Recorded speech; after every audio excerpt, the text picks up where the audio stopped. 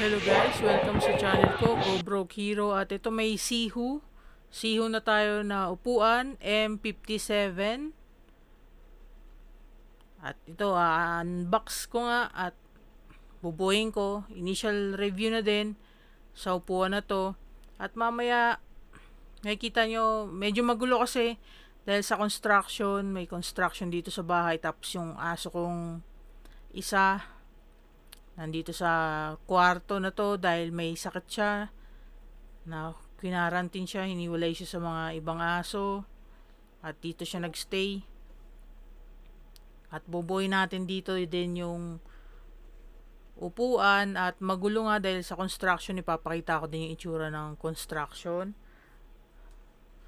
veranda extension ang ginagawa at kwartong bagong computer room ko ang ginagawa.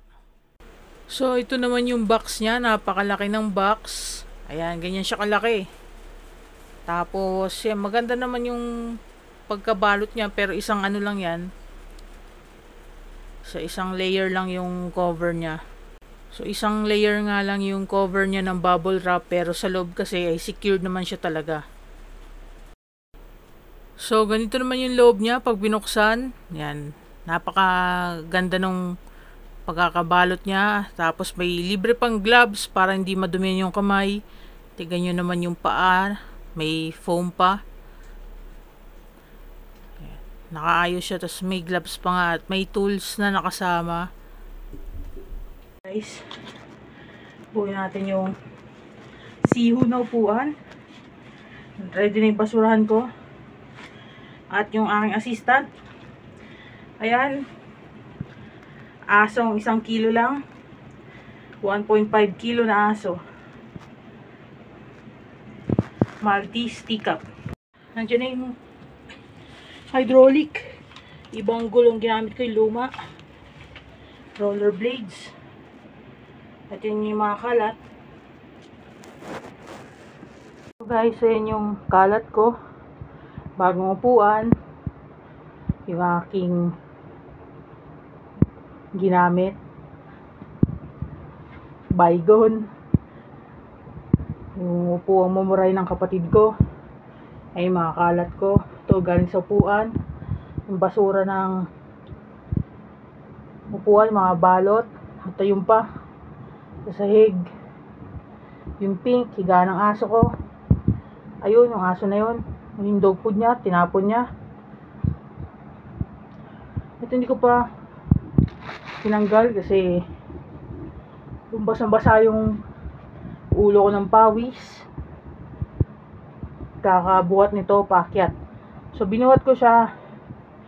Mabigat kasi to guys, nasa around 25 kilos siguro. So isa-isa ko na lang inakyat yung kanyang box na nasa loob.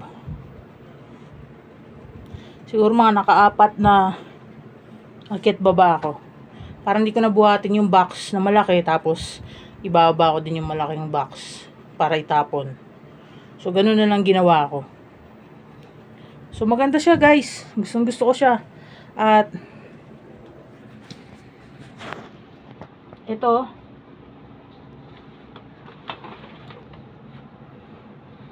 itong settings na ito, ginamit ko yung pampayat, yung talagang sagad pa ganon. So pasok pa rin ako kahit yung sagad na pangpayat ang sinetting ko, hindi yung pa-wide. So kasya pa rin ako dito kahit yung pampayat na settings na ginamit ko dito. Kasi yung screw nya, yung bolt nya, nut and bolt, wala siyang nut. So yung screw lang, pwede mong i-adjust siya. Pati ito, ma-adjust mo na rin itong sandalan, pasagad or papasok na ganito. Sa akin, nakaset na yun ng sagad todo, palikod. At ito, ganun din, sagad, pinakapayat, pangpayat na tao ang settings na ginamit ko. Kahit na 6'1 ako, tapos 120 kilos ako. Kahit mabigat ako, hindi siya nagkikrik yung pag umupo ako. Pero kasi bago pa lang. Dumana naman yung aso kong 1 kilo lang. So 2 kilo siya. Yung isa, yung anak niya 1.5 kilos lang. Ito 2 kilo, 1.8. So ayun, black yung pinili ko kaysa yung gray. Ano pa ba? 500 lang yung difference sa limited edition na color. Kaya lang hindi ko gusto yung green saka yung red ng ganito. Pero kung yung teal, available yung teal. May teal kasi na Sihu, pero ibang model. Yun, kukunin ko yun kung meron teal. Ewan ko ba trip ko yung teal. Pero gusto ko yung pagka-teal nung sa picture. Sa picture lang, hindi natin alam yung sa actual. Tapos ito, hindi siya katulad sa AK Racing ko na malambot.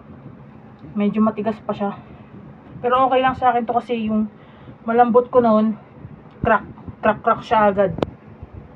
Nag-crack agad dito sa side. Parang sa sapatos, yung nagkakaroon ng crease, yung foam. Kasi nga, pag tumatayo ako, nililipat ko yung weight ko dito sa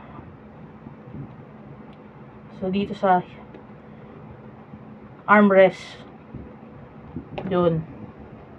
So, maganda rin siya i-recline. Gusto ko yung recline niya. At ito, di pa ako tapos maglinis.